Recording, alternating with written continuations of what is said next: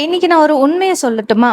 உங்கள உண்மையா நேசிக்கிறவங்க, நீங்க ஏதாவது ஒரு விஷயத்துக்கு, "இல்ல, என்னால முடியாது" அப்படின்னு சொன்னதுக்காக, உங்கள அவங்க வெறுக்கவே மாட்டாங்க. ஆனா, உங்கள வெறும் தேவைக்காக பயன்படுத்துறவங்க இருக்காங்க இல்லையா? நீங்க அவங்க கிட்ட எல்லைகள் வைக்க ஆரம்பிச்ச உடனேயே, அவங்களுக்கு உங்க மேல கோபம் கோபமா வரும். அதனால, இனிமே யாராவது உங்கள பார்த்து, "நீ முன்ன மாதிரி இல்லப்பா, ரொம்ப மாறிட்ட" அப்படின்னு சொன்னா, ஒரு நிமிஷம் அமைதியா யோசிங்க. நான் கெட்டவனா மாறிட்டேனா? இல்ல என்ன நான் மதிக்க ஆரம்பிச்சிருக்கேனா? அப்படின்னு உங்களுக்குள்ள கேட்டுக்கோங்க. சுயமரியாதைன்னா என்ன தெரியுங்களா? எல்லார்கிட்டயும் போயிட்டு சண்டை போடுறது கிடையாதுங்க. மத்தவங்கள பார்த்து குரல உயர்த்துறதும் கிடையாது. இல்லன்னா திமிரா, தலைக்கணத்தோட நடக்கிறதும் இல்ல. சுயமரியாதை அப்படின்றது ரொம்ப அமைதியா, தெளிவா, உறுதியா ஒரு விஷயத்த மத்தவங்க முகத்த பார்த்து சொல்ற தைரியம். இது எனக்கு சரியா வரல. இந்த விஷயத்த என்னால ஏத்துக்க முடியாது. நீ பேசுற இந்த வார்த்தை என்ன காயப்படுத்துது. அப்படின்ற இந்த 3 வாக்கியத்தையும் யாருடைய மனசும் புண்படாம, ஆனா அதே சமயம் ரொம்ப அமைதியா, தீர்க்கமா உங்களால சொல்ல முடிஞ்சா, அதுதான் உண்மையான செல்ஃப் ரெஸ்பெக்ட். இன்னைக்கு நீங்க இந்த வீடியோவ பார்த்துட்டு வீட்டுக்கு போனதும், உங்களோட கண்ணாடி முன்னாடி போயிட்டு நில்லுங்க. உங்க கண்ண நேரா பார்த்து ஒரு கேள்வி மட்டும் கேளுங்க. நான் என்ன எப்படி நடத்துறேன்? இந்த உலகமும், மத்தவங்களும் உங்கள எப்படி நடத்துறாங்கன்னு பார்க்கறதுக்கு முன்னாடி, இந்த கேள்விக்கு தான் உங்களுக்கு பதில் தெரியணும். ஏன்னா, பல நேரங்கள்ல இந்த உலகம் நம்மள பார்க்குற விதம் எப்படி உருவாகுது தெரியுமா? நாம நம்மளையே எப்படி பார்க்குறோம், எப்படி நடத்துறோம் அப்படின்றத வச்சு தான் உருவாகுது. நண்பர்களே, ஒரு விஷயம் மட்டும் புரிஞ்சுக்கோங்க. ஒரு மனுஷன் பிறக்கும்போதே, "எனக்கு சுயமரியாதையே வேண்டாம். நான் எல்லாரும் மிதிக்கிற மாதிரி தான் வாழப் போறேன்." அப்படின்னு முடிவு பண்ணிட்டு தான் பிறக்குறான்னா என்ன? கண்டிப்பா இல்லவே இல்ல. அப்போ எங்க அது தொலைஞ்சு போச்சு? எப்போ அது நம்மகிட்ட இருந்து காணாம போச்சு? நம்ம வாழ்க்கை சின்ன வயசுல இருந்தே ஆரம்பிக்குது. ஒரு குழந்தை எப்படி இருக்கும்னு யோசிச்சு பாருங்க. அது எப்படி இருக்கணுமோ, அப்படியே சுதந்திரமா இருக்கும். சிரிக்கும், அழும், புதுசு புதுசா கேள்வி கேட்கும். தப்பு பண்ணும். ஆனா பயப்படாம மறுபடியும் முயற்சி பண்ணும். அதுக்கு தன்னை பத்தி எந்த ஒரு குறையும் தெரியாது. ஆனா மெதுவா அந்த குழந்தை வளர வளர இந்த சமுதாயத்துல இருந்தும், சுத்தி இருக்கிறவங்க கிட்ட இருந்தும் சில வார்த்தைகள கேட்க ஆரம்பிக்கும்.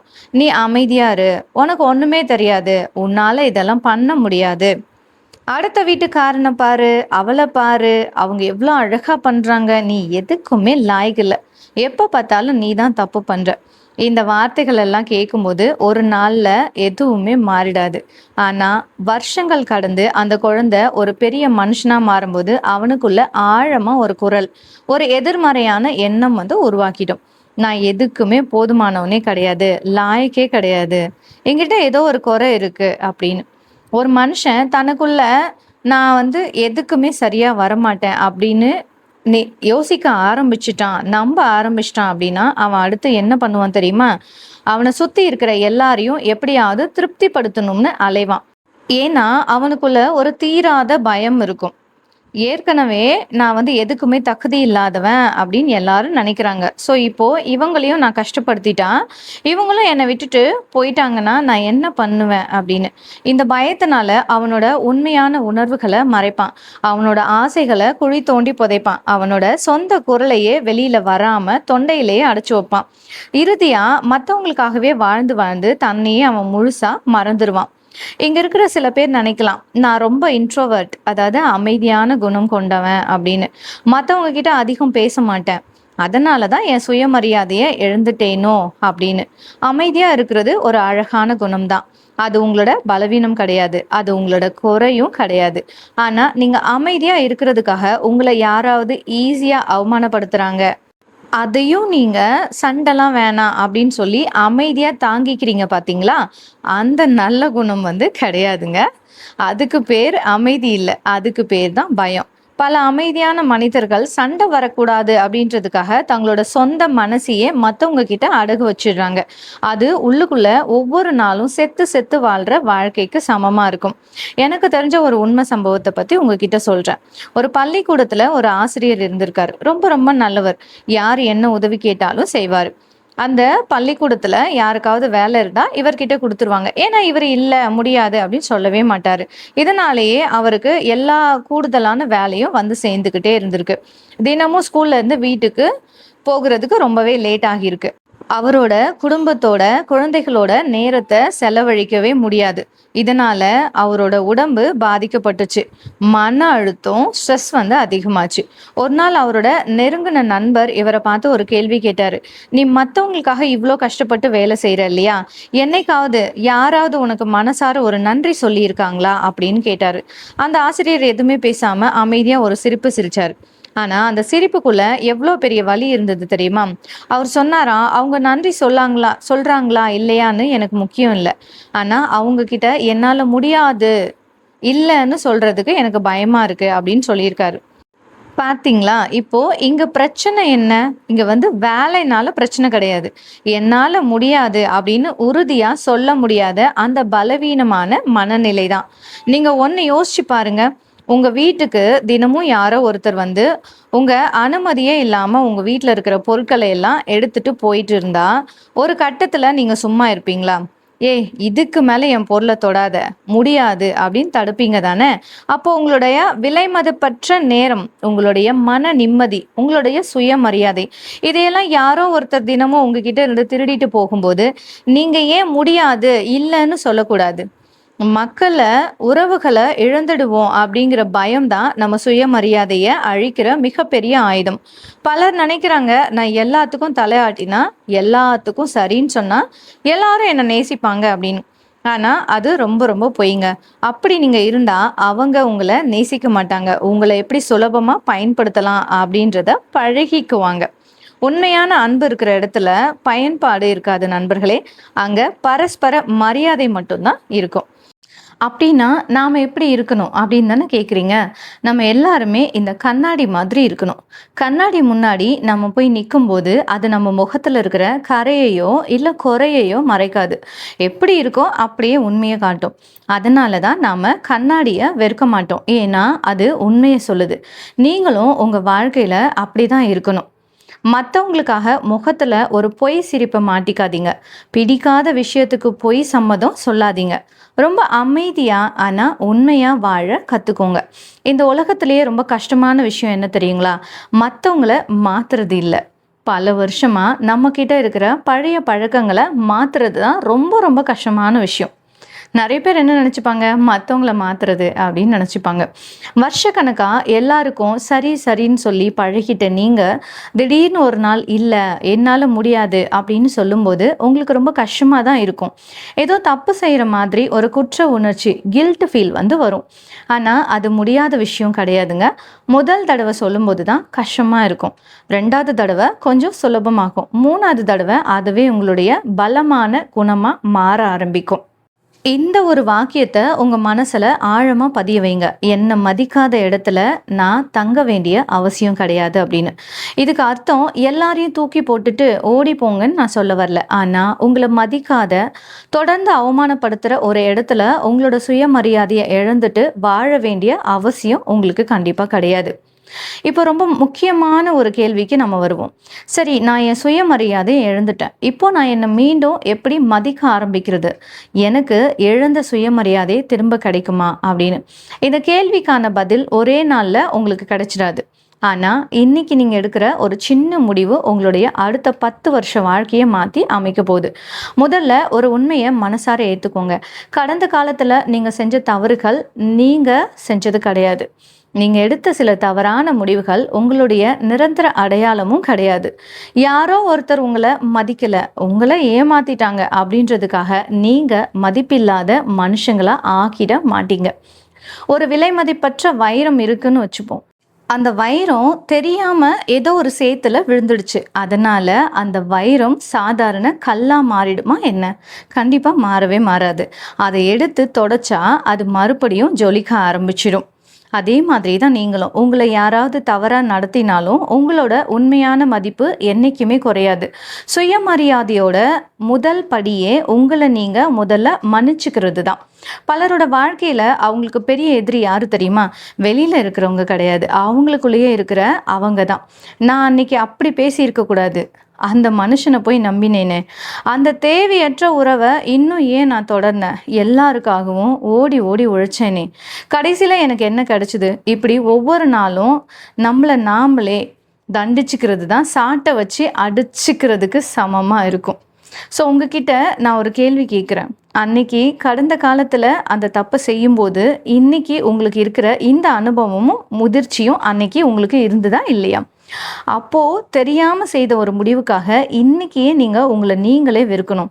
அந்த நேரத்தில் உங்களோட சூழ்நிலைக்கு உங்களுக்கு என்ன தெரிஞ்சிச்சோ அதை வச்சு நீங்கள் ஒரு முடிவு எடுத்தீங்க, அவ்வளோதான். அதனால தயவு செஞ்சு உங்களை நீங்கள் முதல்ல மன்னிங்க. ஏன்னா உங்களை நீங்களே மன்னிக்காத வரைக்கும் உங்களால் உங்களை மதிக்கவே முடியாது. மறுபடியும் சொல்கிறேன், இல்லைன்னு சொல்ல பழகிக்கோங்க. இந்த ஒரு வார்த்தை உங்கள் வாழ்க்கையை மாற்றும் பேராயுதமாக இருக்கும். முடியாது, இல்லை, இந்த வார்த்தையை கோபமாக சொல்லணும்னு அவசியம் கிடையாது. கத்தி கூச்சல் போடணும்னு தேவை கிடையாது. ரொம்ப அமைதியாக மரியாதையாக தெளிவாக சொன்னால் போதும். மன்னிக்கணுங்க, என்னால் இப்போ இது முடியாது, இந்த விஷயத்தில் எனக்கு சம்மதம் இல்லை, இது எனக்கு வசதியாக இல்லை, இந்த வார்த்தைகளை சொல்ல பழகிட்டீங்கன்னா அதுதான் உங்கள் சுயமரியாதையோட அடையாளம். இந்த உலகத்தில் நீங்கள் எவ்வளோ நல்லவராக இருந்தாலும் எல்லாருக்கும் உங்களை பிடிக்கும்னு நினைக்காதீங்க. அது நடக்கவே நடக்காது. அதுதான் உங்கள் வாழ்க்கையோட கசப்பான உண்மை. ஒரு சுவையான மாம்பழம் இருக்குன்னா அதை கூட பிடிக்காத மனிதர்கள் இந்த உலகத்தில் இருக்காங்க. அதுக்காக அந்த மாம்பழம் அதோட சுவையை மாற்றிக்கிச்சா என்ன? இல்லை தானே? அதே மாதிரி தான் உங்களோட நல்ல குணத்தை யாருக்காகவும் மாற்றிக்காதீங்க. ஆனால் யாரோ ஒருத்தர் உங்களை ஏற்றுக்கணும் அப்படின்றதுக்காக உங்களையே நீங்கள் இழந்துடாதீங்க. வாழ்க்கையில் எல்லாரும் நம்ம நண்பர்கள் கிடையாது நண்பர்களே. எல்லாரும் நமக்கு நல்லது நடக்கும்னு நினைக்கவும் மாட்டாங்க. சிலர் நாம் அவங்களுக்கு என்ன கொடுக்குறோம், எவ்வளோ தூரம் பயன்படுறோம் அப்படின்றதுக்காகவே நம்ம கூட இருப்பாங்க. நீங்கள் எப்போ அவங்கக்கிட்ட ஒரு பவுண்ட்ரி எல்லை கோடு வைக்கிறீங்களோ அப்போவே அவங்க உங்ககிட்ட இருந்து விலக்கிடுவாங்க.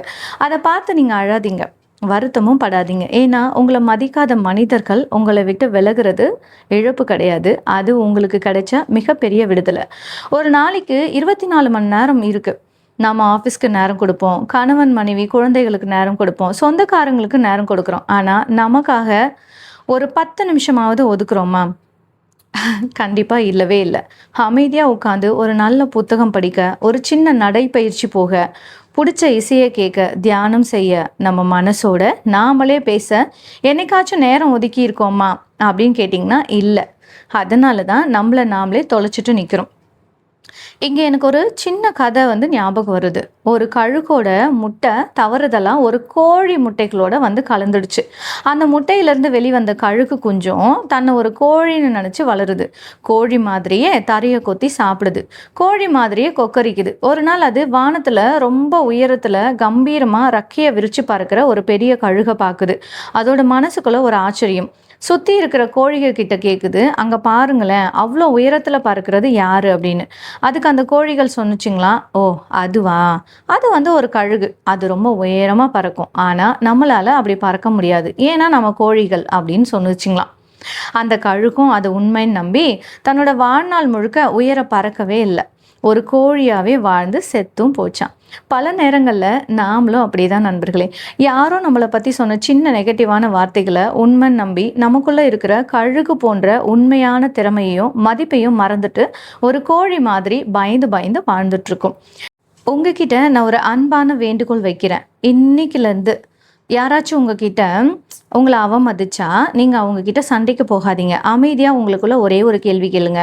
இந்த மனுஷங்கிட்ட என் சுயமரியாதையை இழக்கிற அளவுக்கு நான் இவங்கக்கிட்ட இருந்து என்ன அன்பையோ அங்கீகாரத்தையோ தேடுறேனா அப்படின்னு கேளுங்க. அந்த ஒரு கேள்வி உங்களோட பல தவறான முடிவுகளை மாற்றுறதுக்கு ஆரம்பிக்கும். அதாவது அந்த மனுஷங்கக்கிட்ட இருந்து நீங்கள் என்ன எதிர்பார்க்குறீங்க, அங்கீகாரத்தையா இல்லை அன்பையா அப்படின்னு கேள்வி கேளுங்க. இப்போது உங்ககிட்ட இன்னும் சில கேள்விகள். உங்கள் வாழ்க்கையில் எத்தனை பேரை இழந்துடக்கூடாதுன்னு நினச்சி உங்களையே நீங்கள் முழுசாக இழந்திருக்கீங்க? எத்தனை முறை அழணும் தோணியும் வெளியில் சிரித்து நடிச்சிருக்கீங்க? எத்தனை முறை இது எனக்கு பிடிக்கலை அப்படின்னு சொல்லணும்னு தோணியும் பரவாயில்லன்னு சொல்லி உங்கள் மனசையே ஏமாத்திருக்கீங்க? இப்படி பல வருஷங்கள் வாழ்ந்துட்டு ஒரு நாள் தனியாக உட்காரும்போது உங்களுக்குள்ள ஒரு கேள்வி வரும், நான் உண்மையாகவே சந்தோஷமாக இருக்கேனா அப்படின்னு சொல்லி. இந்த உலகத்தில் ரொம்ப கொடுமையான சிறைச்சாலை எது தெரியுமா? 4 பக்கமும் சுவர் வச்சு கட்டுன சிறை இல்லை நண்பர்களே. மற்றவங்க என்னை பற்றி என்ன நினைப்பாங்க அப்படின்ற பயம் இருக்குது பார்த்தீங்களா? அதுதான் உலகத்தோட மிகப்பெரிய சிறைசாலை. இந்த ஒரு பயம் எத்தனை பேரோட கனவுகளை கொண்டிருக்கு தெரியுமா? ஒரு பிடிச்ச ட்ரெஸ்ஸு போடணும்னு நினைப்போம், மற்றவங்க என்ன சொல்வாங்களோன்ற பயம். ஒரு புதுசாக பிஸ்னஸ் ஆரம்பிக்கணும்னு நினைப்போம், தோத்துட்டா மற்றவங்க சிரிப்பாங்களோன்னு பயம். ஒரு கஷ்டமான உறவுலேருந்து வெளியே வரணும்னு நினைப்போம், ஊர் என்ன பேசும்ன்ற பயம். இப்படி நம்மளோட வாழ்க்கைய மற்றவங்களோட பேச்சுக்கு வாடகைக்கு விட்டு வாழ்கிறோம். ஒரு உண்மையை தெரிஞ்சுக்கோங்க, நீங்கள் எவ்வளோதான் நல்லவராக இருந்தாலும் யாரோ ஒருத்தர் உங்களை தப்பாக தான் புரிஞ்சுப்பாங்க. அதனால எல்லாரையும் திருப்திப்படுத்துகிற வேலையை இன்னைக்கோட நிறுத்திக்கோங்க. ஏன் நமக்கு தனிமைனா பயம் தெரியுமா? ஏன்னா நம்ம அமைதியாக தனியாக உட்காரும்போது நம்ம மனசு நம்மக்கிட்ட பேச ஆரம்பிக்கும். நீ இப்போ வாழ்கிற வாழ்க்கை உனக்கு பிடிச்ச வாழ்க்கை தானா? நீ சந்தோஷமா இருக்கியா அப்படின்னு கேட்கும். இந்த கேள்விக்கு பதில் சொல்ல பயந்து தான் எப்போவுமே நம்ம கூட யாராவது இருக்கணும், இல்லைனா ஃபோனு, டிவி, சோஷியல் மீடியான்னு நேரத்தை கடத்துறோம். ஆனால் ஒரே ஒரு நாள் அமைதியாக உங்களோட நீங்களே ஒரு 30 நிமிஷம் உட்காந்து பாருங்கள். முதல் நாள் கஷ்டமாக இருக்கும், ஆனால் போக போக உங்கள் மனசு உங்களுக்கு ஒரு சிறந்த நண்பனாக மாற ஆரம்பிக்கும். மரியாதையை யார்கிட்டையும் கெஞ்சி கேட்டு வாங்க முடியாது. நீங்கள் எப்போவும் அவைலபிளாகவும், எப்போவும் எஸ் சொல்கிறவங்களாகவும், எப்போவும் தியாகம் செய்கிறவங்களாகவும் இருந்தீங்கன்னா உலகம் உங்களை ரொம்ப சாதாரணமாக எடுத்துக்கும். ஆனால் ஒரு நாள் நீங்கள் அமைதியாக என்னால் முடியாது அப்படின்னு சொல்லும்போது முதல்ல அவங்க ஆச்சரியப்படுவாங்க, அப்புறம் கோவப்படுவாங்க. ஆனால் அதுக்கப்புறம் உங்களோட மதிப்பை புரிஞ்சுக்குவாங்க. தரையில் ஒரு 500 ரூபாய் நோட்டு கிடக்குதுன்னு வச்சுப்போம், அதை யாரோ மிதிச்சிடுறாங்க, அது அழுக்காகி சுருண்டு போயிடுது. அதனால அந்த 500 ரூபாய் நோட்டோட மதிப்பு குறைஞ்சிடுமா என்ன? கடைக்காரன் அதை வாங்க மாட்டேன்னு தான் சொல்லிடுவானா? இல்லை இல்லைங்களா?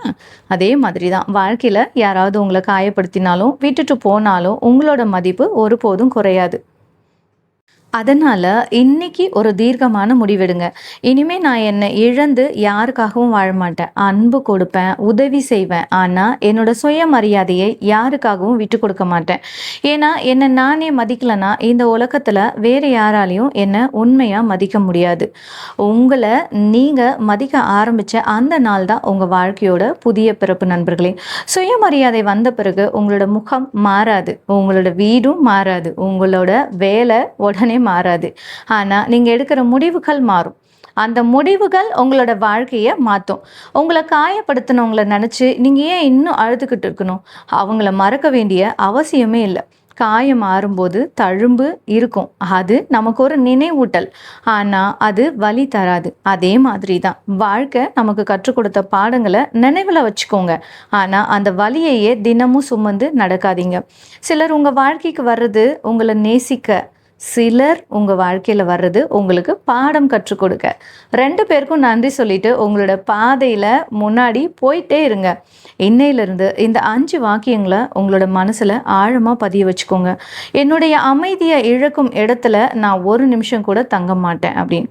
என்னை மதிக்காதவங்கள நான் வெறுக்க மாட்டேன், ஆனால் என்னை நான் மதிப்பேன். 3வதா, எல்லோருக்கும் நல்லவனாக இருக்க முயற்சி பண்ணுறதை விட எனக்கு நான் நேர்மையானவனாக இருப்பேன் அப்படி. 4வதா, யாராவது என்னை விட்டுட்டு போனால் அதனால் என் மதிப்பு குறைஞ்சிடாது. 5வதா, நான் என்னை இழக்காமல் மற்றவங்களுக்கு அன்பு கொடுப்பேன் அப்படின்னு. இந்த வீடியோவோட இந்த பேச்சோட இறுதி பகுதிக்கு நம்ம வந்துட்டோம். இந்த பேச்சை முடிக்கிறதுக்கு முன்னாடி உங்ககிட்ட நான் ஒரு கடைசியான ஒரு வேண்டுகோள் வைக்கிறேன். உங்களோட வாழ்க்கையில் நீங்கள் எத்தனை தடவை வேணாலும் தோற்று போங்க, பரவாயில்ல, மறுபடியும் எழுந்து நில்லுங்க. பணத்தை இழந்துட்டீங்களா? திரும்ப சம்பாதிச்சுக்கலாம். வேலை போயிடுச்சா? மறுபடியும் தேடிக்கலாம். ஒரு நல்ல உறவு முடிஞ்சிடுச்சா? காலம் அதை ஆற்றும்.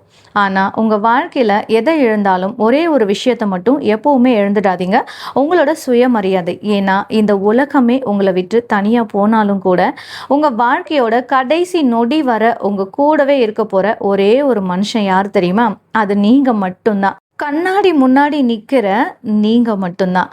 அந்த மனிதரை அன்பாக பார்த்துக்கோங்க, மரியாதையாக நடத்துங்க. அவரை ஒருபோதும் யாருக்காகவும் கைவிட்டுடாதீங்க. அது நீங்கள் தான். உலகம் உங்களை மதிக்கணும்னு காத்துக்கிட்டு இருக்காதீங்க நண்பர்களே. இன்னைக்கு இந்த நிமிஷம் உங்களை நீங்களே மதிக்க ஆரம்பிங்க. அதுக்கு பிறகு உங்களோட வாழ்க்கை மாறும். ஸோ உங்களை மதிங்க, உங்களோட வாழ்க்கையை நேசிங்க. மீண்டும் ஒரு பயனுள்ள வீடியோவில் உங்களை சந்திக்கிறேன். நன்றி, வணக்கம்.